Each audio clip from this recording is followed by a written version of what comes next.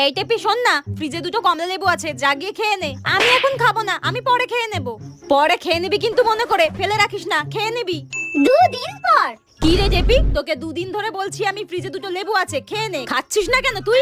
মা, এখন আমার খেতে ভালো লাগছে না, আমি ফ্রিজ থেকে পরে বের করে খেয়ে নেব। তুমি যাও, আমি মনে করে খেয়ে নেব। পরে কিন্তু মনে করে খেয়ে নিবি, আমি বলে দিলাম। আমি যেন না দেখি ফ্রিজে। হ্যাঁ হ্যাঁ, খেয়ে নেবো, তুমি যাও। 1 সপ্তাহ পর। কি রে, তুই লেবু দুটো খাবি? হ্যাঁ কি না বল। ধুর, আমার এখন লেবু খেতে ইচ্ছা করছে না, আমি পরে খাবো, তুমি যাও। 1 সপ্তাহ হয়ে গেছে কিন্তু টেপি, এবার কিন্তু ফলগুলো নষ্ট হয়ে যাবে। ধুর, তুমি যাও। কাউকে খেতে হবে না, যা। পড়ে পড়ে নষ্ট হওয়ার থেকে আমি খেয়ে নিচ্ছি। বলে বলে আমি আর পারছি না, কাউকে খেতে হবে না, আমিই খাবো। মা, তুমি লেবুটা ছাড়িয়েছো? হ্যাঁ, কই আমাকে দাও, আমি খাই। হ্যাঁ, তুমি লেবুটা ছাড়িয়েছো, আমাকে একবার ডাকবে না?